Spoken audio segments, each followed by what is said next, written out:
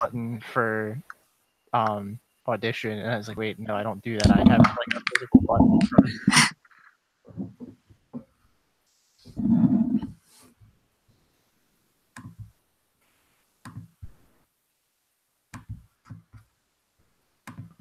Okay. I think I'm good with this news too. At least the only one I didn't read was the Kingdom Hearts one. Yeah, I mean they're all pretty straightforward. I was gonna add more, and then I was like, let's chill out with 4 news stories this week. All right, I'm ready. Oh, hang on 1 second. All right, I'm recording. Yep. Also, real quick, because I totally just realized that I forgot to ask this before. Do we know what episode we're on? I don't think I remember. Oh, that's definitely your job, Mario. Yeah, I know that's definitely my job. Much like everything else. This is 63. Okay, that's fair. I thought about it and I was like, oh shoot, I haven't said that in the last 2 episodes because we split them up and then we took a week off and now I'm like totally lost. All right, yeah, I'm ready whenever you guys are. I'm recording. Yep. You're listening to episode 63 of the Station 71 podcast. My name's Mario, and this week I'm joined by my co-hosts, Beth and Brian. So this week we are going to talk a little bit about some history, and feels very weird to be back after like 2 weeks off. I have to get that out of the way right away. Yeah. I'm knocking some of the rust off, and I feel very strange right now. But let's dive into the news and talk about that to start this off. So we got a preview for Kingdom Hearts 3 coming to Disney Springs on December 14th. Guests will be able to experience the some of the Kingdom Hearts 3 game and see a Keyblade exhibit with some special artwork. I know some of us on this show are Kingdom Hearts fans, so I wanted to plug this in here real quick before we get rolling with some park news. Yeah, this is exciting. I mean, yeah. How long ago did Kingdom Hearts 2 come out? I think it's been like 10 years. Yeah, pretty good gap between them. So I'm sure this is going to be a huge draw. It's time. We need a new game. And January 31st is when this closes down. So you'll get a chance to see this up until the end of January. If you're going to be in Disney, take a chance to sit down and play some of the game. Even if you haven't played any of the other Kingdom Hearts games before, definitely guaranteed that any Disney fan will really enjoy this series. So after that, we've got some closures and some construction updates. I'm going to lump these two together just because pretty straightforward. The Friendship Boat service to Epcot will be temporarily unavailable due to the Skyliner construction. And as we kind of talked about before, the railroad will actually be closing down for a little bit because of the Tron Coaster construction. Looks like the railroad will be reopening in early 2019, and I actually don't have the date.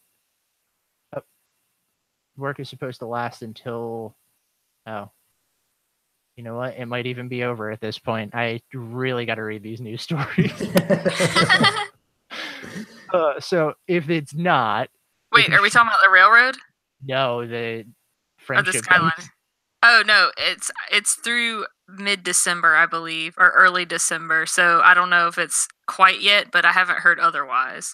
Well, I was actually looking into this earlier today because I am leaving to go to Disney tomorrow and was trying to figure out if I could ride the boats or if I needed to walk. Well, when this episode comes out on the 11th, that's going to be mid-December, so it may still be closed for a couple days. Yeah, so I dropped the ball on that one big time.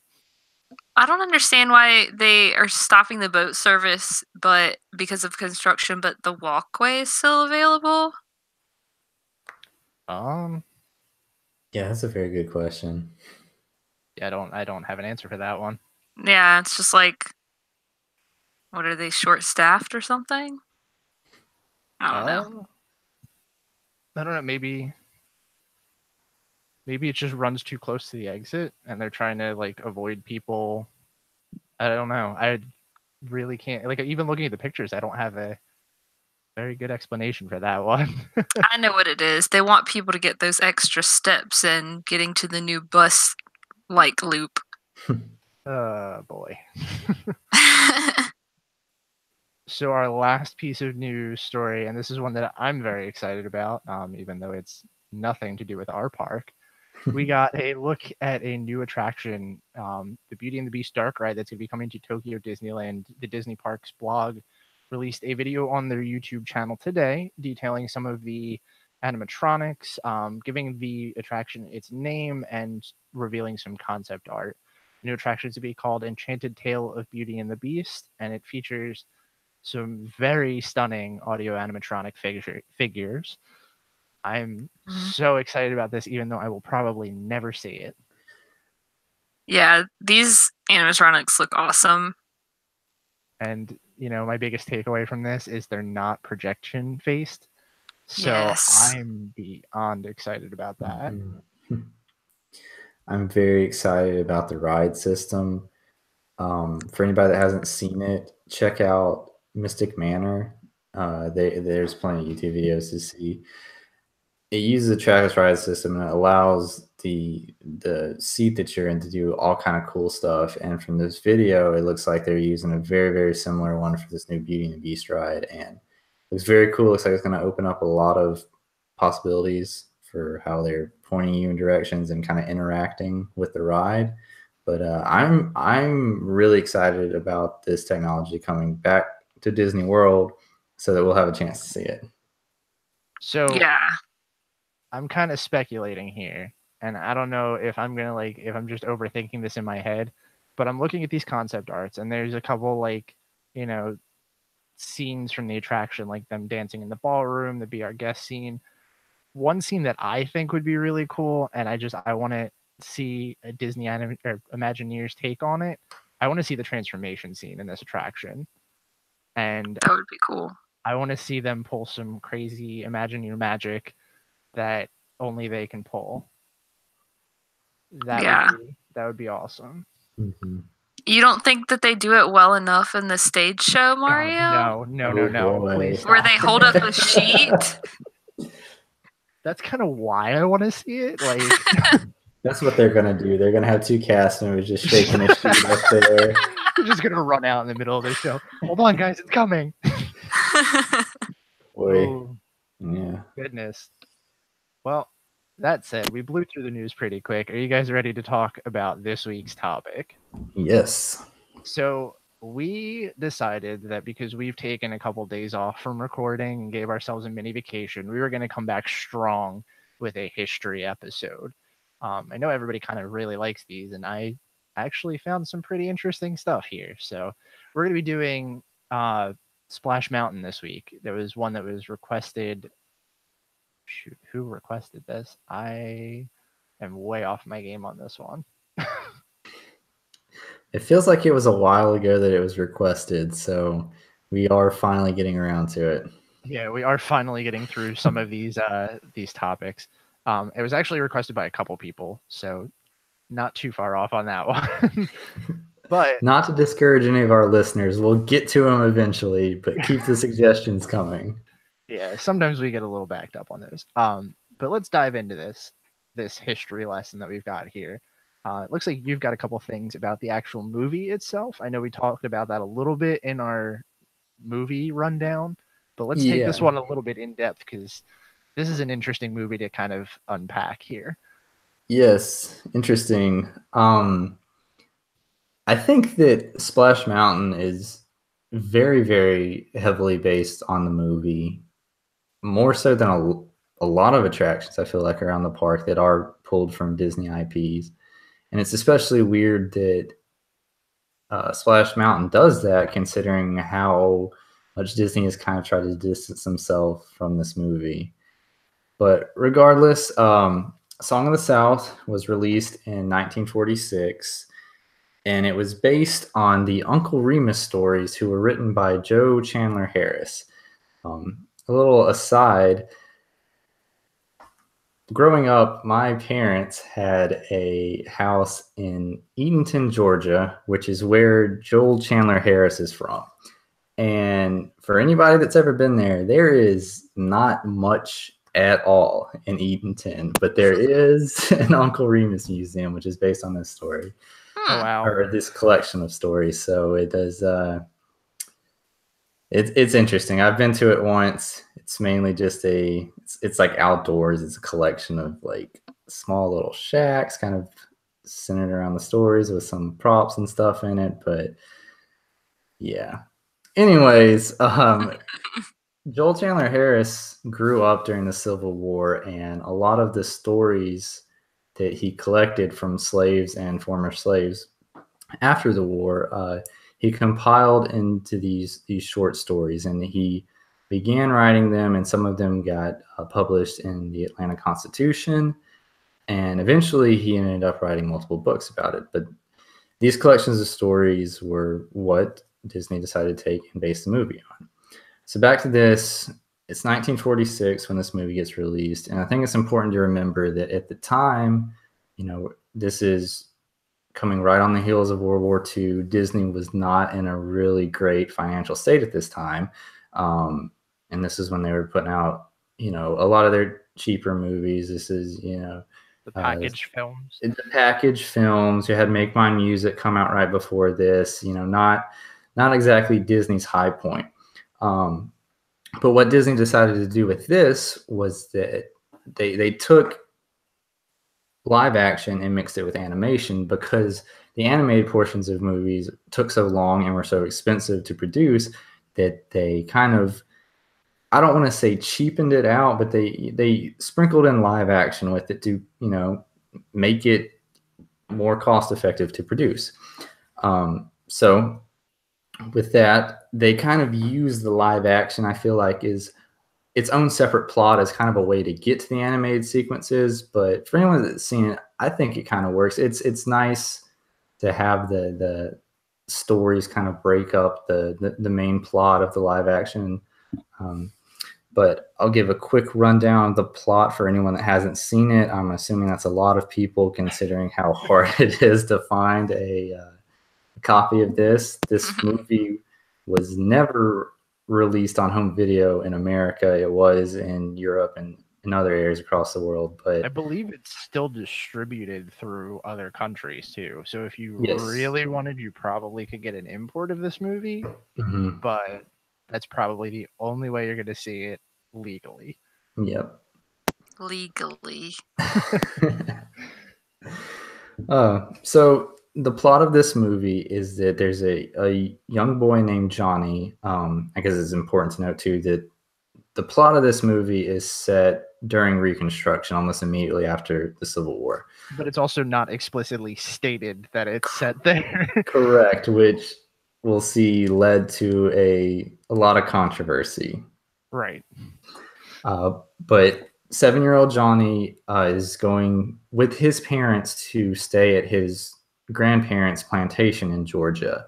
When they arrive at the plantation, he finds out that his parents are splitting up somewhat. They're this kind of weird separation, divorce type thing going on. It's never really explicitly stated. But so as soon as they get there, his father leaves him. Johnny gets upset and runs away from the plantation house, and he stumbles upon Uncle Remus, who is one of the workers on the farm. Again, this is where it's kind of awkward to say, because they never come right out and say former slaves. They don't really address why the African-American people are, I mean, obviously they're working on the farm, but they don't really give the background as to, what's actually going on here, which again led to plenty of controversy. But Johnny stumbles upon him, and he's telling a story to a number of the other workers on the farm. Anyways, Uncle Remus realizes that Johnny's run away, and he tells him a story to comfort him, and it's the story of Brer Rabbit earns $1 every minute.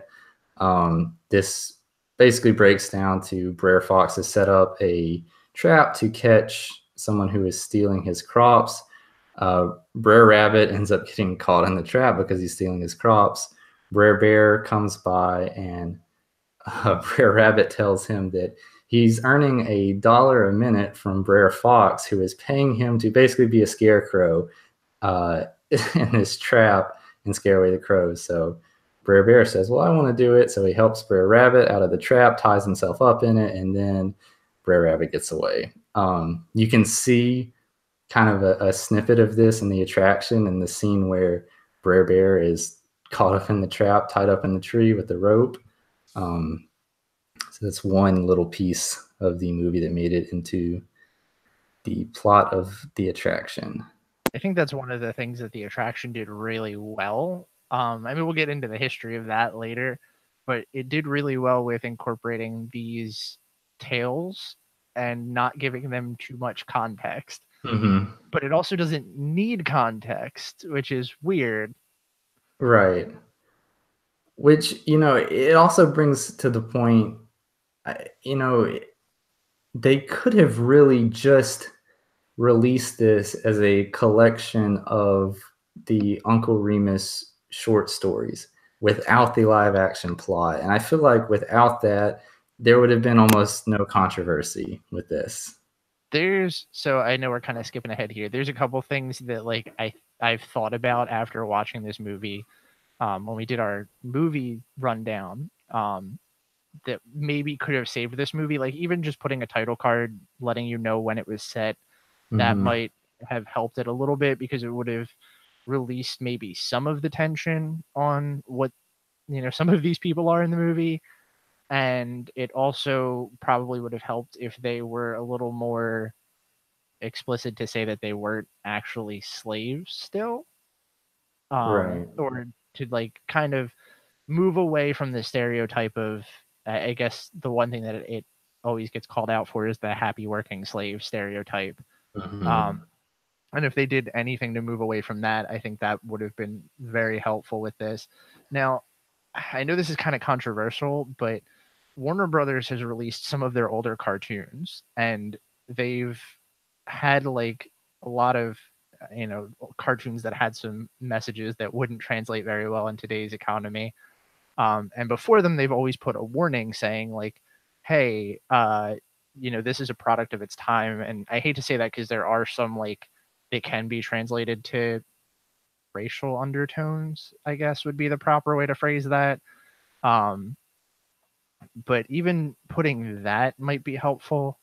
I don't know. There's so many things that are just weird about this. Like, it's not one of those things that I think Disney should, like, someone in Disney should have just been like, why is this getting made? Because at the time, I can see how they wouldn't think this was wrong. I don't know. There's a lot to unpack here. Yeah. And it's weird trying to look at this from Disney's point of view, because at the one time, I mean, on the one hand, that yes, I feel like that you're not really portraying this era very accurately, but on the other hand, that's not really what this story is about. And I feel like you also don't want to, like, going the other way, and having a animosity between the plantation owners and the former slaves on it is not going to make for a very good kid family movie, so I guess Disney kind of put themselves in a pickle, but either way, it's not a really good way to come out of it. Yeah, totally agree with that. It's also funny, like you said, that like they could release these as a collection of shorts and have all of the Uncle Remus stuff cut out. But that's weird because after watching this movie, one of the characters I really liked in this was actually Uncle Remus. Oh yeah, like he is a very interesting character. And James Baskett, who's the person who plays him, just does a fantastic job. I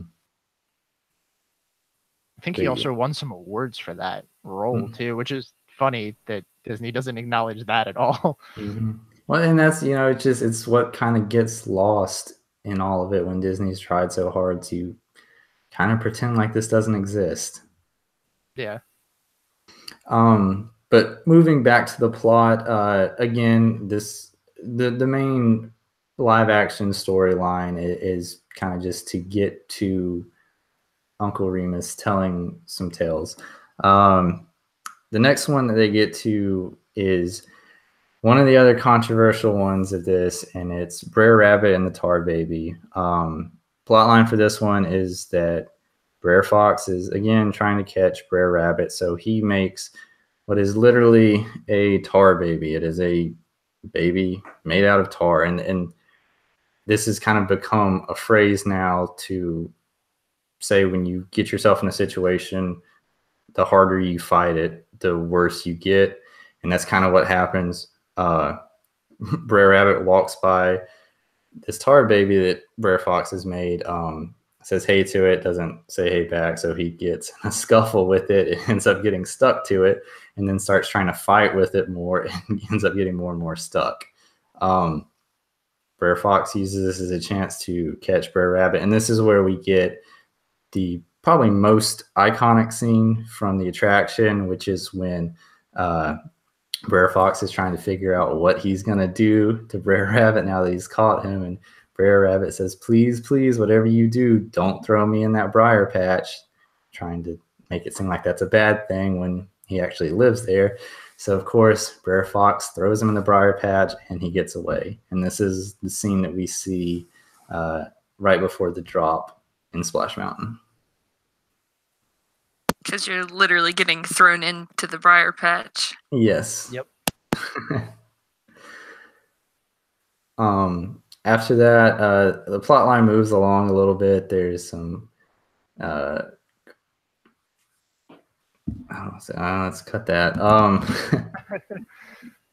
So moving on the plot line, Johnny's mother and Uncle Remus end up having a little bit of a falling out, and Uncle Remus decides to leave the farm or the plantation until Johnny gets to an accident, and Uncle Remus comes back to kind of help him out while he's recovering. And this is when Uncle Remus decides to tell Johnny the story of Brer Rabbit's laughing place to cheer him up. And again, this is another scene, pretty iconic one in the attraction. Other than that, some more attraction tie-ins that we get from the film is obviously the song Zippity Doo Dah, which is sung multiple times throughout the film. Great catchy tune. I think it fits in perfectly with the attraction. So I want to take a moment before you continue with the next one. I think it's really funny, and this is just something I've always kind of thought about with this movie in particular. Disney does a really good job of trying to make us forget about this movie, but they really don't make us try to forget Zippity Doo Dah. Right. I wonder if they're just hoping people will be like, hey, this is just an iconic Disney ride. It didn't actually come from anything. It's just, it's like Haunted Mansion. So before I got really into Disney and all of that, I used to think, and you're going to laugh at me, I used to think that Zippity Doo Dah was from those Disney sing-along tapes. But that's where I thought that came from. So maybe that's what Disney's trying to do, is they're like, oh, it's from Splash Mountain, or oh, it's from here. Yeah. Well, I know that Zippity Doo Dah gets a lot of love and attention, but I personally think the How Do You Do song is catchier. Oh, it is definitely a brainworm. Like it's I definitely, have Zippity Doo Dah stuck in my head when I get off the attraction, but I feel like How Do You Do get stuck in my head for even longer. Mm-hmm. Yeah, that's true. A lot of the songs from this attraction are very much earworms in that sense.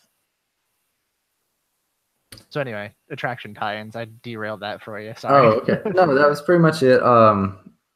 With the songs, the film was released and it was financially successful. Obviously, as we talked about, there was a lot of criticism from its release. Initially, there was controversy, obviously, because of just the racial issues, the not very good representation of the time.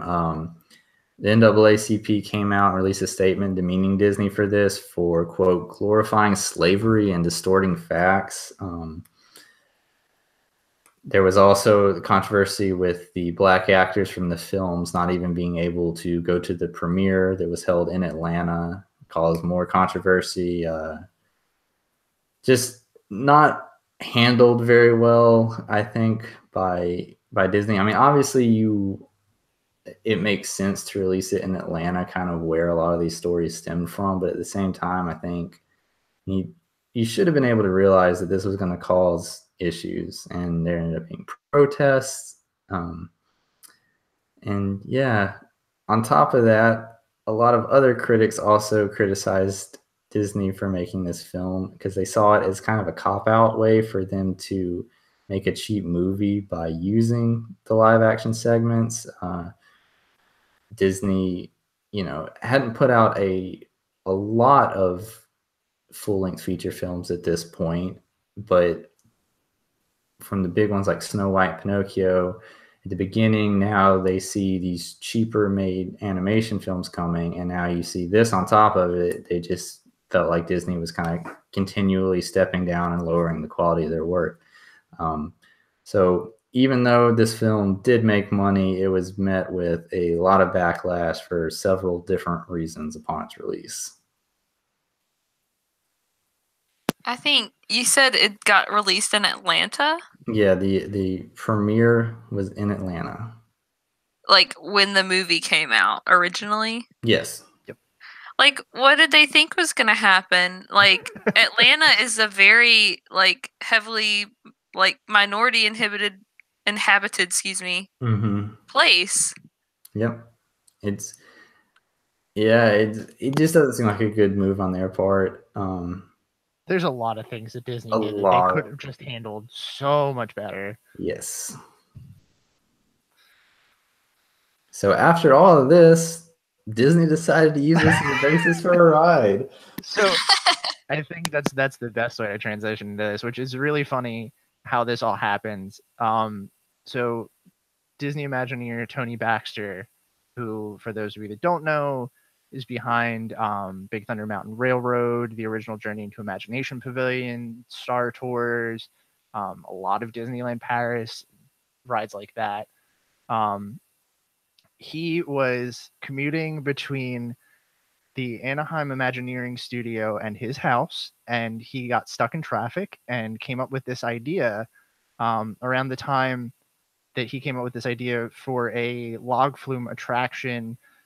Disney was trying to come up with a way to rehome the America Sings animatronics. There was 114 audio animatronic animals that were designed by Disney legend Mark Davis, and they were beautiful animatronics designed very similarly to the Splash Mountain, or well, obviously, but very similarly to the Song of the South motif. He did also work on that film, so it made sense to kind of tie them together in some way. The idea for the attraction actually didn't come right then and there. Tony Baxter just wanted to make an attraction that was going to be called. Actually, I got to go back through my notes because I just lost my place and now I'm talking out of my ass. Okay, so around the time that he came out with this idea, they were trying to think of something to rehome the America Sings animatronics into. Attendance had been lacking in this attraction, so Disney decided they were going to close it, which would mean that they had 114 audio animatronics designed by Mark Davis that were going to be without a home. And for those of you that don't know, Mark Davis, it was a Disney animator, and he was responsible for a lot of famous characters. Did work on Snow White, Bambi, Song of the South, Cinderella. He designed Tinkerbell. He also did a lot for Disney Imagineering, like the Jungle Cruise, Enchanted Tiki Room, Great Moments with Mr. Lincoln, Carousel of Progress. The list goes on and on. And yes, I did. What was that?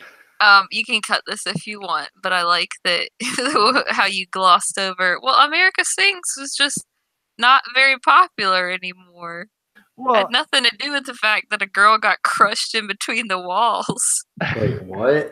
Yeah, that's that's ultimately why it got closed, was because people stopped going to it after, like, it was basically like similar to Carousel of Progress, like rotating theater, and like one of the cast members like got stuck in between when it was rotating and got crushed in between the walls and died. We could do like a whole series on like these kinds of attractions, because there's a lot of backstory with this. Yeah. But so yeah, I can imagine not really wanting to go into a ride where a girl died. Like, I mean, I'm sure other rides, but not that one was it was very heavily like publicized. So, Oh yeah. But now they have like breakaway walls, so at least there's that. Yeah, but they didn't then, and unfortunately, Yep. an accident caused this to. Well, it was still open after that, but it like attendance. It just like ruined the reputation of it. Yeah. It was not what they wanted it to be. But originally, Tony Baxter pitches the idea to Imagineering as a log flume, and the attraction is going to be called Zippity River Run, and they're going to place it in Bear Country, which at the time really only had Country Bears and Country Bears. America Sings was over in Tomorrowland, if I remember this correctly from my research. So they were going to place this in Bear Country and Disneyland, and when he pitched it to Imagineering, the one thing that came back was, well, other parks have log flumes. We need to innovate on that idea. What can we do differently? So they started kind of coming up with this idea to maybe make it more of a story attraction to tie in the log flume as well. So what they ended up doing was they moved all of the America Sings animatronics into Splash Mountain. If you go on I don't think ours has them, but I think ours are like modeled after that one. But the Disneyland version has the actual original animatronics from America Sings on it, and they're all on the riverboat scene at the end of the attraction.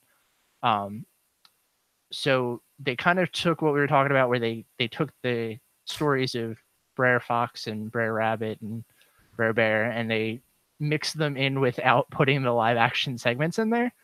And they told the story of Song of the South without the live action bits. This was, I lost my place again.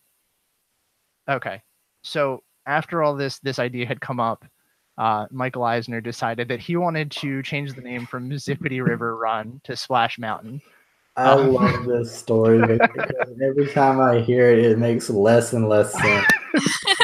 So, for those of you that don't know, Touchstone Pictures is a division of Disney Studios, and around the time that this idea was going around, a couple years prior, Ron Howard's film Splash with Tom Hanks was released under Touchstone Films. So what Michael Eisner decided he wanted to do was, in order to promote the film Splash, he wanted to put some kind of tie-ins into this attraction. So originally the idea was that Michael Eisner wanted to add a mermaid to Splash Mountain, which I don't know where you would put that, and thank goodness Michael Eisner was not in Imagineering, because that would make Michael no Eisner. sense. I don't hate Michael Eisner as much as I feel like the average Disney fan does, because I respect that he came in at a time when Disney was not in a good place, and financially he kind of worked them through that. But good God, was that man out of touch with what Disney was doing on a creative scale? Holy he had crap. so many dumb ideas. Well, and that's the funny thing. Like I talk about this attraction so much, but my favorite Michael Eisner story is how he brought his son in to the parks, and his son was like, "Dad, this is for kids." And the idea that came out of that was Alien Encounter. Like, but I find Michael Eisner like super fascinating for that reason. Michael Eisner was also heavily involved in Superstar Limo, so take that for what it's worth. Anyway, so the first and second most terrifying attractions at Disney. So the Imagineering pushed back, and they were like, a mermaid's not going to fit in Splash Mountain. There's no way that we can fit a mermaid into Song of the South. So what they decided that they were going to do was that, because this attraction would be close enough to the other Disney mountains, it would fit better to have mountain in the name. So instead of putting Zippity River Run as the attraction's title, they changed it to Splash Mountain to kind of compromise. And I don't think I'll ever be able to look at Splash Mountain the same again.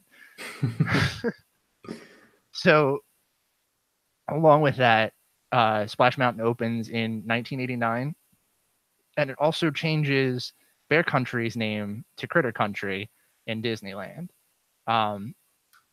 Because at this point, all of the America Sings animatronics weren't bears, they were critters. Just made more sense. And as a result of its success, Michael Eisner thought, okay, we have to put this in every Disney park. The two that it made it into were Disney World in Florida and Tokyo Disneyland. As the plan started to kind of develop for Tokyo Disneyland's version, Imagineering found that Japanese culture found that it wouldn't be comfortable with the single seating that Disneyland's version of Splash Mountain has. So they changed the log configuration to side-by-side seating instead of single file rows. And it also made more sense for Florida's version as well, just because it would put a larger capacity of guests through the attraction. Now if they could just do that with Space Mountain. Oh, goodness. Could you imagine? That the line would be reduced greatly. I know. Ooh.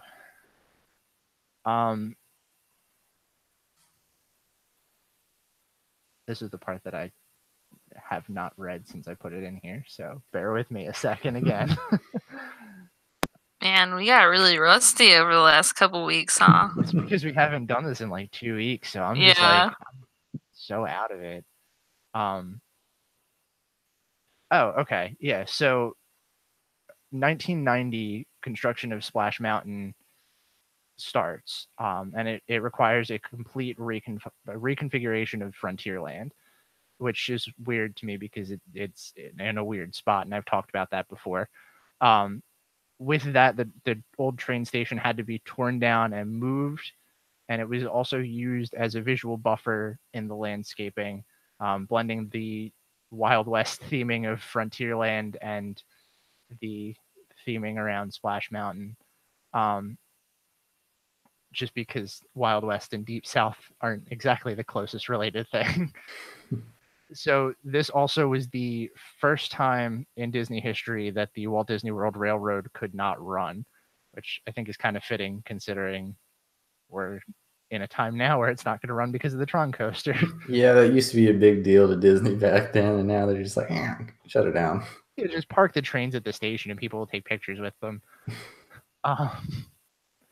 But part of this renovation, the Imagineers also changed the elevation in some of the tracks to allow people to walk under the train tracks to get to the Splash Mountain queue. Yeah, and like you said, it was a huge deal that this was down because for several months the train ran back and forth from Main Street and what was Mickey's Starland at the time, and my notes from 2009 say Mickey's Toontown Fair. But yeah, once the new train portion was opened, you could run right through a portion of the scene where the riverboat was, which I don't ever remember that. I also feel like I haven't taken the train in years. Do either of you remember that, or is that a thing? It's been a while since I've been on the train too. Yeah, it's been a while for me, but I definitely remember it. All right, we're all bad Disney fans here. Yeah. But yeah, so it just takes so much time. It does. And since we're going for 8 days this next trip, I might actually do it. But man, it just does not. It is not a thing that I've needed to do in a long time. Yeah. But Splash Mountain officially opened in Walt Disney World on July 17th, 1992, 3 years after it opened at Disneyland. And that is the history of Splash Mountain. Significantly more underwhelming than the history of the Haunted Mansion. Well, I think it's definitely got interesting points. And the biggest one to me is just the kind of the time scale on this. You know, you've got a movie that opened up 40 years ago that was met with a lot of controversy, and you decided to use that as the basis for this attraction. I mean, I love Splash Mountain for sure. It just is such an odd choice for Disney to use it. Yeah, definitely. And it's also really cool, like, even though I really do enjoy Disney history, I never would have thought that so many famous people had a hand in this attraction, even though it is a Disney classic, and you can definitely, like, knowing where they come from, you can see the different art styles coming together. But just knowing that Mark Davis worked on this without directly working on it, and Tony Baxter worked on it, and there's just so much depth to that that's really cool. Mm-hmm. Well, I mean, I definitely think it shows in the attraction itself. I mean, it does a great job of storytelling. I mean, it's another one that I feel like we've overlooked on the podcast a lot when we've talked about superlatives and that kind of stuff, because I think it has a fantastic queue, has some of the best songs of an attraction, and like it generally has a pretty good wait, but I feel like because it's so long, it's one of the best bang for your buck attractions as far as wait times. Yeah, that's definitely true. I think this is one that I'm definitely guilty of not going on as much as I should have. Now, granted, I think this was on my most likely to break down for superlatives, which that's definitely true. But I I do really love this attraction. So we breezed way through that history. If you guys have anything else to talk about with this. Well, I think Haunted Mansion took a lot longer because the ride itself took a lot longer. Yeah, that's true. Yeah. If it had gone as easy as this one went, there wouldn't have been much story. You know, the funny thing about this, though, I think this one is one of those attractions that maybe in the future we'll have to go back through and look at America Sings and look at the attractions that kind of played a hand into this.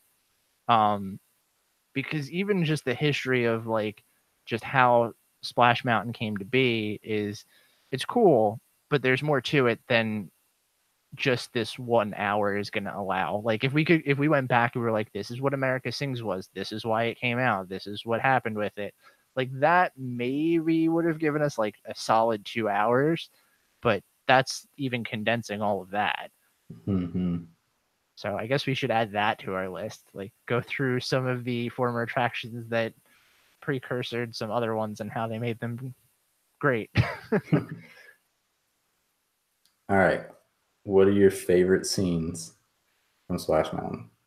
Oh, this is like so cliche, but I'm not even ashamed to say it. I love the riverboat scene. Like the reveal on that is really cool, that you just come around the corner and it's this big grand scene.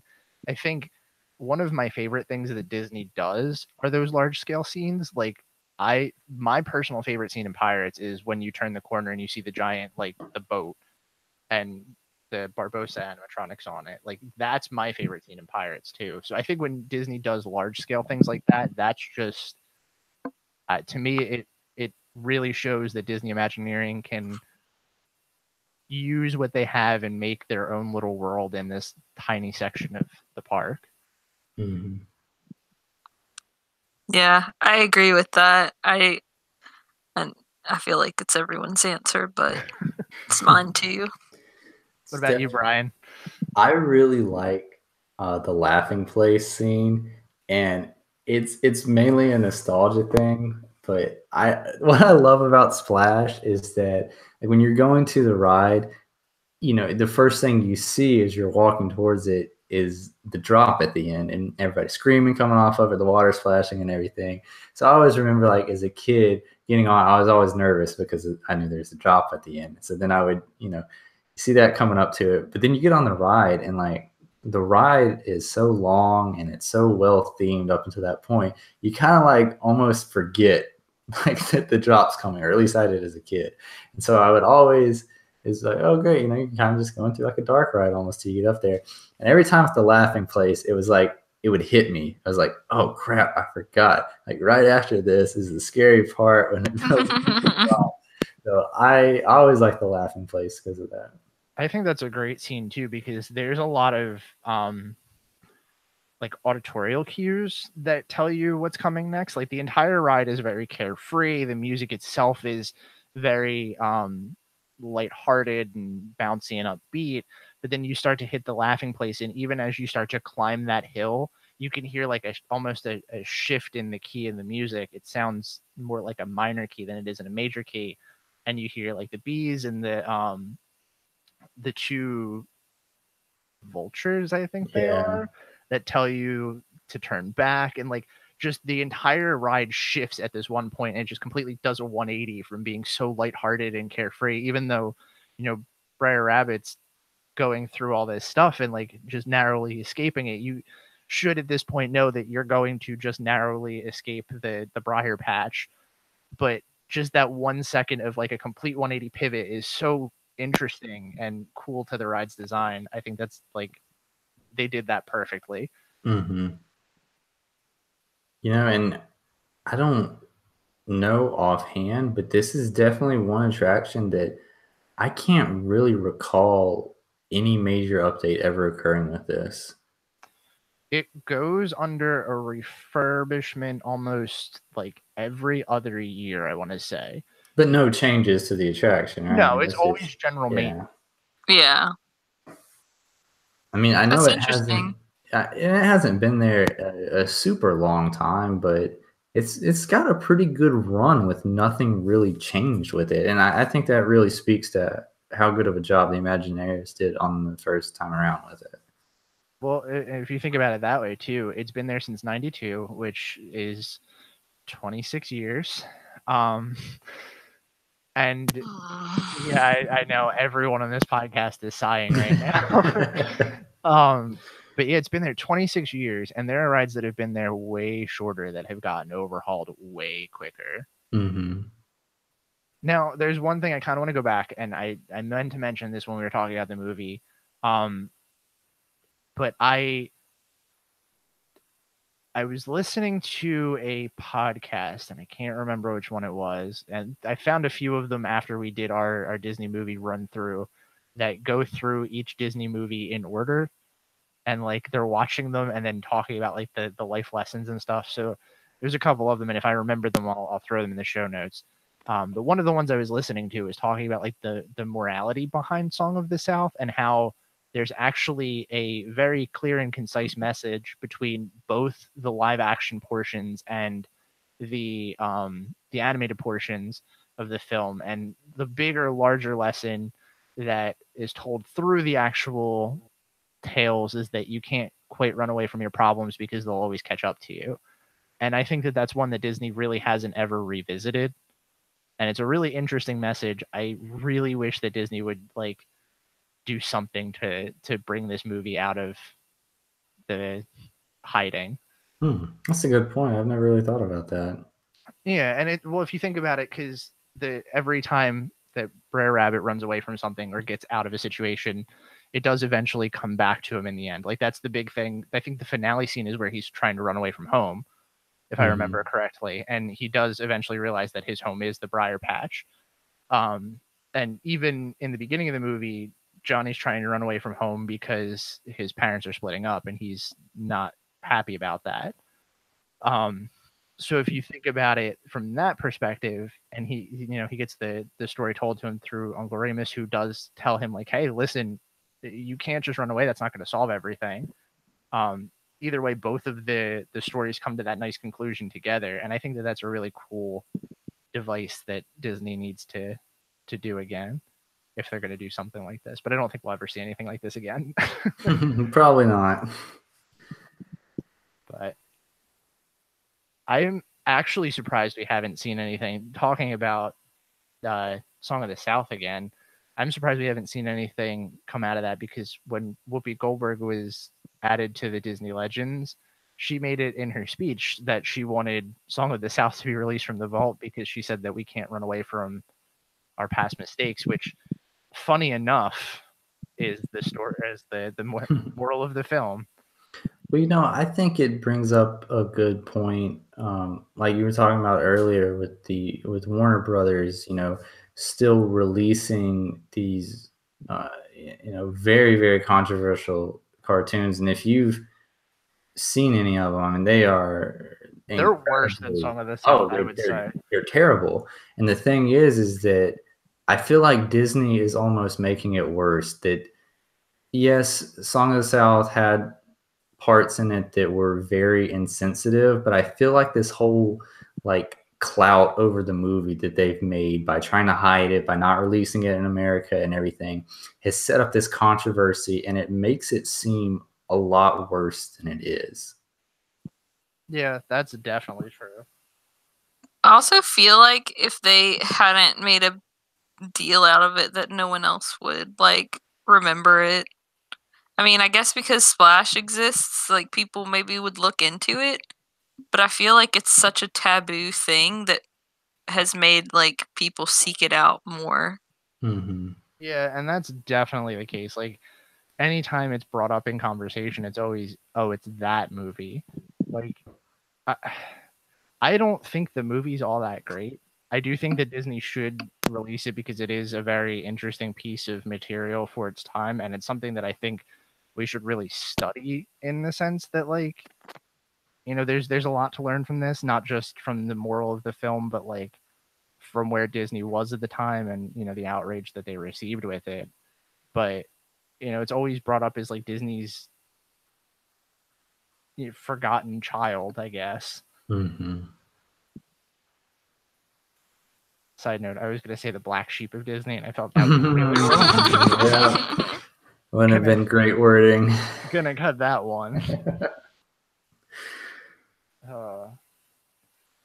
So, anything you guys want to talk about with Splash Mountain? Anything that you have fond memories of with this attraction? I know we did that kind of with Haunted Mansion. I have a question for you guys.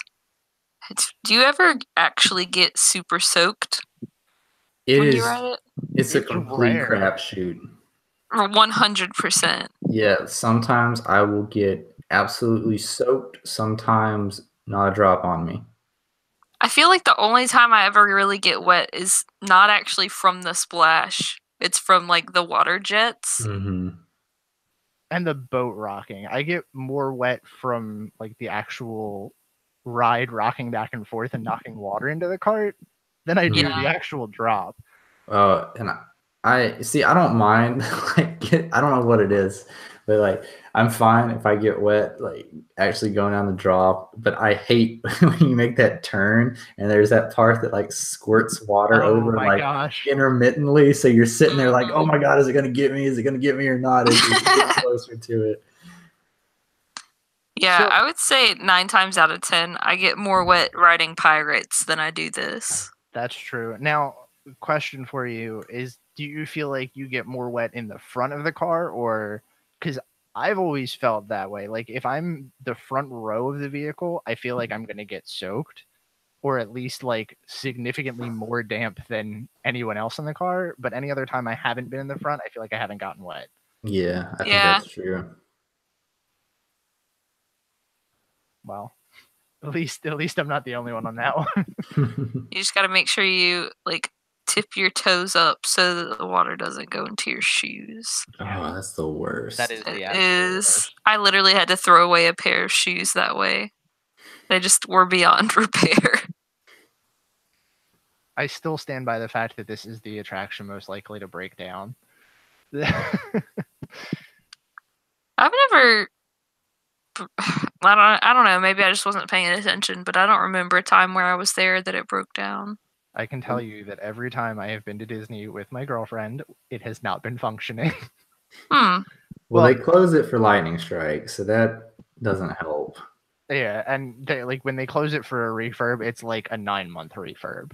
Like they drain that entire attraction and they just do all the work they can to it, and then it's up and running for like a while, and then they do it again. I told her the last time we were talking about like Disney planning and stuff, I was like, you haven't done Splash Mountain, so we have to do that like first thing next time. And she's still kind of fighting me on that because she thinks she's gonna get wet. Yeah, I mean, if it's like a hot day, then it's usually fine because you'll dry off pretty quickly. But I also I can sympathize because I hate being wet. Now let me ask you. That brings up a good question. When is the perfect time to ride Splash Mountain? Middle of the day when it's really hot. But that's when it's super crowded because everyone else has got the same idea. Well, with a fast pass. I'm gonna say I have to say my favorite time to ride Splash Mountain is, and I'm like the weird person that does stuff like this, but I love to ride Splash Mountain during the fireworks because you get that nice view right outside of the drop, and it's not a very like fast drop either. So if you time it perfectly, you can get it as the fireworks are going up, and it's a really cool view. Nice. I've never done that. How does one time that perfectly? It's more of a luck thing than like an actual timing. But if you can pull it off, it's really cool. Nice. So I think we've just about exhausted all of our efforts to try to make this last long. So I want to close this. We actually got a new iTunes review, and I'm very excited about that. But first, I totally forgot to ask, is there anything you guys want to talk about before we dive into these closing remarks here? Nope. Okay, cool. So we actually got an iTunes review this week. I am very excited about that. I love when we get iTunes reviews, emails, stuff like that we can talk about at the end of the show. This one wasn't really a question, but more of like a compliment. So I'll take that, and I'm very happy about it. iTunes user Battery Wombat said, I'm a 24-year-old grown man, theme park nerd with no kids who loves all things theme park. I really appreciate the varied and interesting topics that the hosts bring to the show. They have a solid knowledge of history. Sorry about this week. and a great knowledge of current park happenings. Keep it up, guys. Glad to support you with a 5-star review. Again, I will say 5-star reviews are the best way to support the show because that puts us in a good spot on the iTunes charts, and it brings new people to the show, which means that we get more questions, more things to talk about, more stuff to do, and it kind of keeps this going for as long as we can. So yeah, I'm very happy about that. Thank you, Battery Wombat. And if you have anything else that you want us to talk about, let us know. We'll be happy to talk about them on the show. Yeah. So the other thing, I don't know if you want to talk about this, because I scrolled down. We can, if we want to bring this back again. I was scrolling down on the Wikipedia article for Splash Mountain, and that's a great way to start this story. But there's a section called pop culture in here, and there's a bunch of like different things about stuff that happens. And they brought up the Flash Mountain website. Oh my god. From the 90s, if anyone remembers that. Hilarious. And that's our outtake for the week. Oh my gosh, you guys. I don't know. Have you guys ever read The Dark Side of Disney? I have not. No. Okay, so there's a book called The Dark Side of Disney. It's written by it's a pseudonym, but under the author's name Leonard Kinsey. And it is so funny. It is not appropriate for the show, but I would highly recommend it because it talks about stuff like this. And I don't know if you guys are familiar with Monorail Girl. Oh no! What is this? That sounds horrible, and I'm literally afraid. A woman who got like completely naked on an empty monorail, and someone took pictures of her. And I'm just like, how does this even happen? Like, how do people even find out about this? Why? The logistics of this. You gotta buy a ticket, go at a time when you know no one's gonna be on there, bring a camera, have We someone don't to take technically have to pictures. buy a ticket Oh, good to ride the point. monorail. Mm. But yeah, it talks about stuff like that. It talks about like I mean, obviously you can cut this. It's like best and worst attractions to be on drugs and stuff like that. And it's really, really funny. Oh my goodness. Wow. But that just reminded me the Flash Mountain thing because it talked about that. Yeah, apparently there was a reference on The Simpsons to Flash Mountain, and that's where that whole thing came from. But either way, I do love all the like ridiculous over the top pictures that people take where they set up the props and stuff. Oh, that's the best. And the angry Splash Mountain lady, that was a meme that was going around for a while. So there's actually a Twitter for, I think it's called Angry Splash Mountain Lady. And I'm pretty sure it's the actual lady that was on the attraction. Oh my gosh. But man, I like, this is one of those things that I wish I had the patience to do something like that, like glue a chessboard together and take it on the attraction. I think one of the best ones I saw was somebody had like a Jenga stack set up. Oh my gosh. I saw one, and this had to be fake, but someone took like a GameCube and they were playing Super Smash Bros. On it. Oh my god. I think you mean Super Splash Bros. Oh man, that hurt. But yes, to answer your question, Brian, we are going to buy it tomorrow. Oh, I got it pre-ordered. I'm so excited. I took a half day at work tomorrow. I'm going in early just so I can leave by 10 o'clock, which is the time that Best Buy opens. That was very correct of you, Mario. And I have off on Saturday, so I'm very excited. Well, we will be on our way down to Disney tomorrow, but luckily the Switch is portable, so... There you go. See, that's when you have to pull it like, oh, I don't feel good. Can you drive? And you can just play Smash the whole way. I'm not even kidding. This is how I pitched buying a Switch to my girlfriend. I was like, so I really want this system. I have the money for it. And it's something we can take on the plane when we go to Disney. And she was like, all right, that's fine. I was like, we can sit there and play Mario Kart for the 2 hours that we're going to be on the plane. And she was like, all right, that's cool.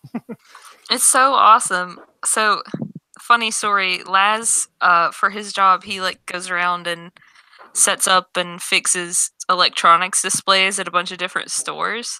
And he was setting up a display at a Target one time, and he overheard this conversation of, I think it was like a lady or maybe like a young girl, I can't remember, talking, like deciding like if she should get a Switch or a DS or a 3DS, I guess. And she's like, yeah, I think I'm gonna get the 3DS because I can take it with me on the go. And Laz like literally was like, no, but you could do this one too, and it's even better. And she's like, yeah, but I really want to be able to like take it with me. Oh my god.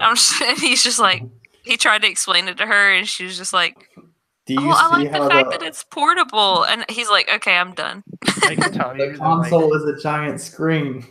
The worst thing about that system, though, is it's been like so horrible for my productivity. Like, I'll sit down to do something and I'll just be like, oh, look, my Switch is here. Oh my gosh. I got Pokemon, the new Pokemon game. Oh my gosh, I've been playing that. I've put like 30 hours in it already. See, I haven't. This was the first game that I bought for it in like 6 months because it was like nothing good was out for it that I hadn't already gotten. And then it was like everything came out at once, it seems like. Yeah. So, as I look at my stack of Switch games and but yes, it is really good. You guys should get it. I have to ask you, did you buy the Pokeball? No, I think that's kind of dumb. Oh, okay. I bought the Pokeball. Well, I don't think you need it though. You don't, but it feels really like so. Okay, I had to justify this to myself because I bought it and like. Isn't it like $30? If you buy it with the game, it's like $100 total, which that was like my splurge present. Because every year around Christmas, I buy one thing for myself, and that was the one thing I was like, it's not something I need, it's not something I really like absolutely have to have, but it's a cool thing to have. Plus, like all of my friends are still playing Pokemon Go, so it was like kind of a double use thing. But I don't think I could play it with the Joy-Con now because it just feels really nice to have a Pokeball in my hand. I mean, if someone like gave one to me, I would probably use it, but I just feel like it's not necessary, especially because like the whole selling point was like, ooh, you get Mew if you buy it on, and I'm like, okay, but I have Mew on Pokemon Go and you can transfer your Pokemon. So the worst part about that is like, I put Mew in my game like super early. As soon as I like could transfer him over, I put him in. And I was like, okay, this is cool. Mew should be super powerful because, legendary Pokemon. And he learns 2 moves. And those are the moves that he has. You can teach him anything. Like any TM you pick up, he can learn. But he doesn't actually learn anything. Wow. So I like immediately switched him out. And I was like, all right, I'm done with this. Dang. I haven't transferred any of mine over because I'm being like, I'm a purist. I'm going to catch them all the original way. Did you get Pikachu or Eevee? Pikachu. Okay, I got Eevee. So if you need the ones from Eevee, let me know and I'll send you. Word. But I was gonna do that too, and then I got to the Ghost Safari place, and I was like, I wonder how this works, and I transferred like 50 Pokemon over. Oh my gosh. Can you tell I'm impulsive? I was about to say, I feel like it's been hard for me to not, but I'm just like, I'm just gonna pretend like it doesn't exist. I don't have Pokemon Go. I just have this game. It's just like 8-year-old me reliving my childhood. It's so great. Yeah. That's how I've been. And the fact that it's literally just like yellow, but with Eevee is so much better. Yeah, I really like the changes that they've made as well. Like, I love that you don't have to grind to get XP. Let me ask you this, because this is what I've been doing. Like, I've been so bad with this game. Like, it came out, what, like 2 weeks ago now? Probably longer than that, but I only got it like a week ago. And every time I sit down to do something that's been like I'm just going to stick my Switch here and I'm going to do like a little bit of this while I'm like watching TV or something, like my mindless game to play. And I've sunk so much free time into it. Do you just like sit there and catch things just because you can? Because that's what I've been doing. Yeah. Especially because you like send them over to the professor and he's like, here's a bunch of candy. Are we making you want this game, Brian? Because I think we're like... I want it so bad. Do you have a Switch? Yeah. Why don't you have it? Smash Bros. Oh yeah, that's right. Yeah.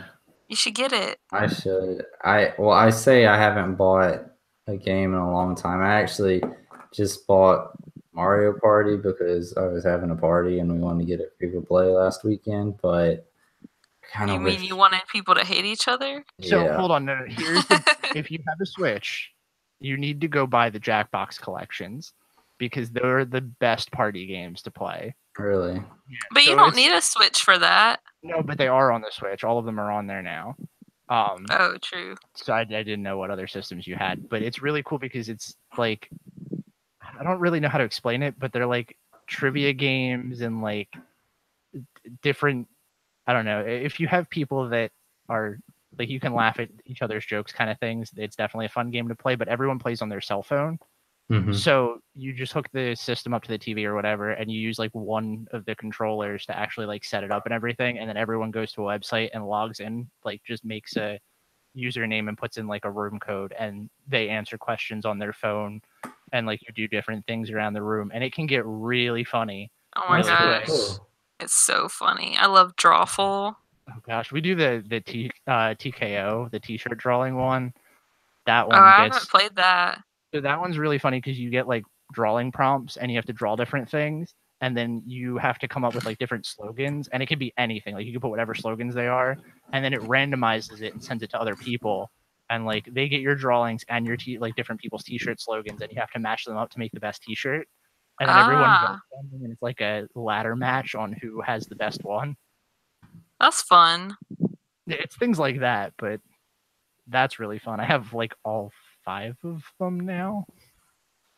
Because, again, I'm impulsive. Well, okay, to be fair, I'm the only one in my family that has a Switch, and I bought 3, or the third one, and then it was like, oh, we've played all the games on this one, and someone else was like, oh, here's my card, buy the second one, or whatever. I'm like, okay, here we go, I'm buying all of them.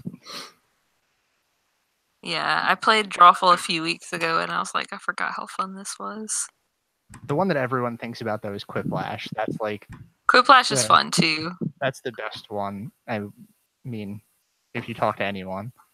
So that one's basically like, it gives you prompts like, what's the worst thing that you can say as you're going into the bathroom or something, like stupid stuff like that, and then people have to write their answers, and everyone blindly votes on who has the best one. And you like rack up points and stuff like that. It's really cool. But yeah, if you're ever having a party, that's a fun one to get. But Mario Party was fun too. I like that. Yeah, now that we've turned this into a Switch podcast. There we go. That's our that's little the extra. Episode. Yeah. What do we want to do next week? Have y'all stopped recording? Yeah, I already uploaded my audio. Oh wow! I forgot. I did too. I was telling Brian, like, I got a portable recorder, and I decided I was gonna like actually try to use it in here, like through my setup. So it's been weird because I don't have Audacity open, and for a second I thought I forgot to record this week. Oh, So it's well. like, oh no, that's not good. That's why you record the call, right? Yeah, I recorded the call, but I have it set up and it recorded the entire thing, but having this physical blinking red button in front of me didn't even like cue me into the fact that I was recording. Dang. All right, let's see, what do we have on here for these? We did you Muppets. guys know that Splash Mountain is the name of a 2016 song by American rapper Young Gravy? Oh my god, I actually know who Young Gravy is. You do? We make fun of him at work because he has this ridiculous song where he uses Mr. Clean. That's what he's known for, apparently. His single, Mr. Clean. Is that the one where he uses the Mr. Sandman backing track? I have no idea. I'm about to look it up to find out. I just went to his Wikipedia page. Oh, he's Lord. also known as Lil Steamer and Mr. Clean. I literally never thought I would hear Young Gravy outside of Gravy. These two people that I work with that make fun of him because we stumbled upon his video. Oh my gosh. Well, this is it. That's the song, Mr. Clean. Mr. Sandman is the backing track. Yep. Oh god, yeah. And it's like he didn't even try to take the words out of it. Gravy. Gravy. I'm listening to this now, and this is why. Oh man. Oh my god. I feel like my life's just come full circle. It has. You just talked about Young Gravy on your Disney podcast. Man, there's a phrase I'm sure you never thought you would say. Oh my god, I just started it. Isn't it good? Gravy. Oh yeah. Why would you make that your name? Like, oh, I'm so badass. I'm Young Gravy.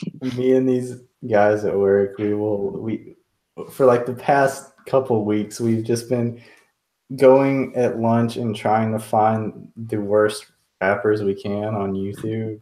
Oh my gosh. It's a lot of fun, and yeah, we came across Young Gravy. What about Chills?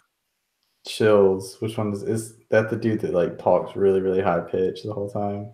No, so Chills is a YouTuber, but and he talks really weird like this, and he does a lot of top 10 videos, but he decided recently, or I don't know if it's super recently, but he decided he's gonna do some rap songs. So you should show your people at work. Just look up Chills, and I think the song is called Red Eyes. Okay. Oh boy. It's so bad.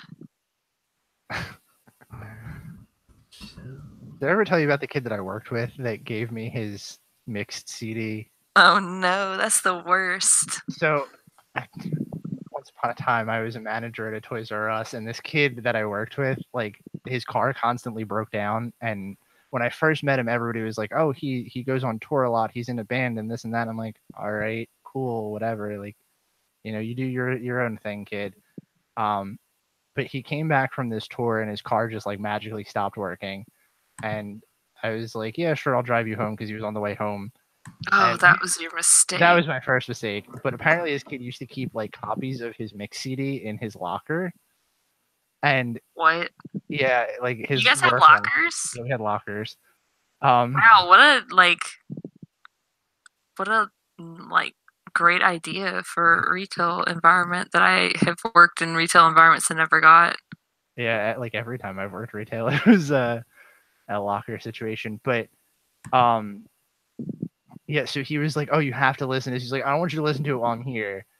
Which was like the best thing that he could have said. Because the worst. He was like, I don't want you to listen to it now. He's like, I want you to listen to it later. He's like, listen to it on the rest of your way home. And I was like, okay. So I put it in, like, just casually thinking like, all right, it can't be that bad. I was so wrong. It's so bad. And the worst part is like, it was in my car for like a solid year. And every time someone would get my car, like I would forget it was in the CD player and people would put it on and they're like, what the hell are you listening to? So it became this running gag that like for the next couple of years, my friends and I would just like give it off as gifts for Christmas. One of us, like I gave it to someone and then they gave it to someone else. And it just kind of rotated my friend group like 3 or 4 times. Oh my gosh, that's awesome. See if he's on YouTube. I bet this song is straight trash. Right? It's so bad. He has others too. That's just, I think that one's probably the worst one though. So now you can put that one, throw that hat into the ring with your work buddies. He has no flow. It's just like him stating things. That's, oh my god, he's like, I don't know how, he's like apparently really successful on YouTube because he makes clickbait videos that people watch. They gotta do it nowadays. And he just like, he has no charisma, and I'm like, and oh my gosh, me and Laz talk about him all the time because we're so annoyed the fact that he gets to be successful, because he makes these top 10 videos and like 5 or 6 out of 10 of them, it will be like a terrible explanation where he obviously hasn't done his research. And then he says something like, if you know anything more about this, leave a comment. Or it's like, no, that's your job. You're supposed to research this. Yeah, like why did you make this video before you did your research? I just watched that video and that was, wow. Oh, so bad. That was really something. Yeah, you guys should watch like one of his videos where he's not trying to rap and just listen to the way that he talks. It's so annoying. So I searched his name and I put music just because the first thing that came up when I put just his name was like his top 10 videos. And for some reason my YouTube autofill put Chill's Burger King foot lettuce. Oh god. He did a video about like, it was like urban legends or like something, and apparently there was a story about how a Burger King employee put their foot in the lettuce and took a picture, and like the lettuce got served to to customers. Okay then. Yeah, he just literally banks on clickbait. And he has a Reddit, like a subreddit, where it's just like him self-promoting. That's so weird. Yeah, it's very strange. It's like and the thing that sucks is that a lot of the videos that he makes could have been really interesting. He's just really bad at it. Sounds like half the people on YouTube. Yeah.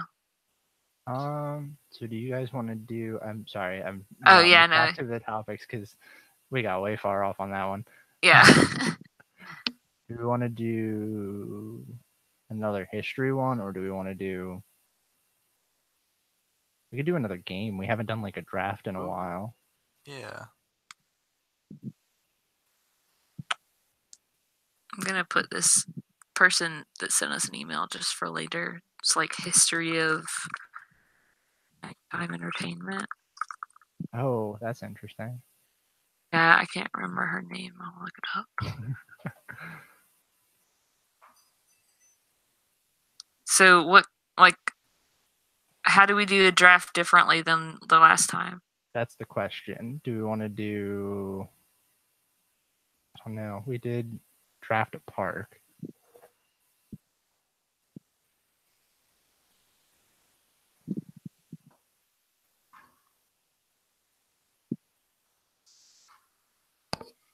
I don't think there is a way to do it differently. We could do, it wouldn't be very park related necessarily, but we could take like Disney as a company and like you have to draft a ride from a park, a movie, a TV show. Like, or we could do kind of bouncing off of that, we could do draft a Disney resort. Ooh, that's a good one too. And do like elements from the whole company. I like that. That's going to be very hard because that's a very broad spectrum, but that would be fun.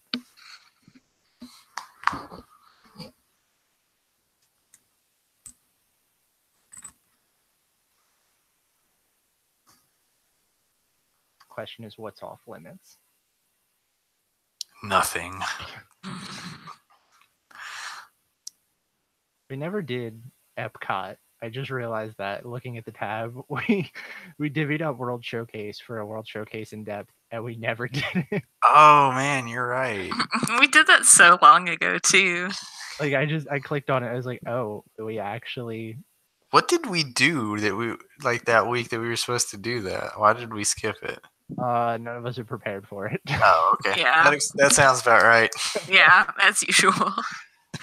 When I saw all these, I literally yesterday I was like, man, I really need to prepare for this episode, and I looked at the tab and saw how many notes you guys left, and I was like, nah, I'm good. I was telling Brian, this week was just so bad for knocking the rust off and like trying to do this again. But I sat down, I looked up history of Splash Mountain, went to a Diz Unplugged article, and like just read it and was done. I was like, this is enough information. I'm done. But it worked. We made an episode. Yeah. Actually, let's do that, and then we can do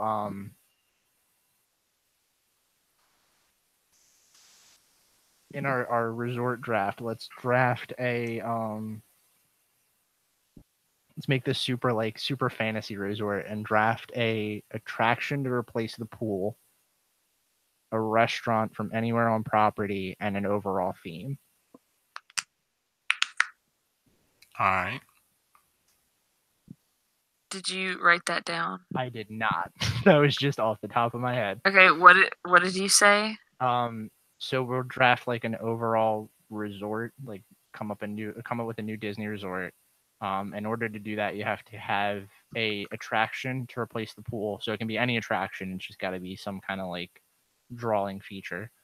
A restaurant from anywhere on property. Let's do a table service and a quick service, just to add an extra thing in there, and a overall theming.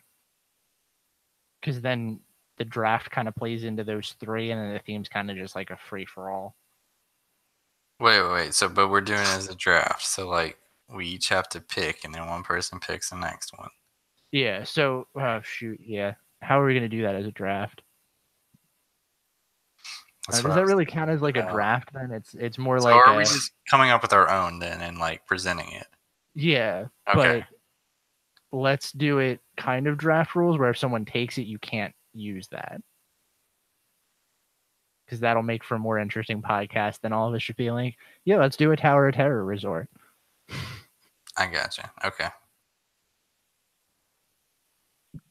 I think we need more things. Yeah, we do. I'm trying to think of some things to add to it. I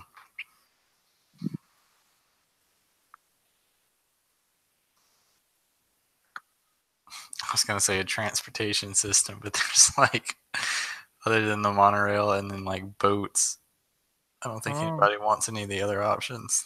Yeah. Got the bus and the gondola now. I mean, walking's a transportation option.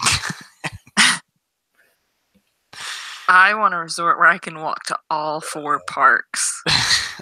Let's do all right, so maybe let's do this instead of fantasy resort. Let's do fantasy cruise line. Ooh. And add a live entertainment. Oh God, I wonder who Kirsten's gonna draft. Beauty and the Beast live. Does it have to be Disney? I mean, in a Disney park, I would assume. Oh, okay. So it can't be Cher. That's what I was... No. I was thinking like Disney Cruise Line. I mean, unless Disney Cruise Line would book Cher, she can have the Cher animatronic from. I'm super sorry about that.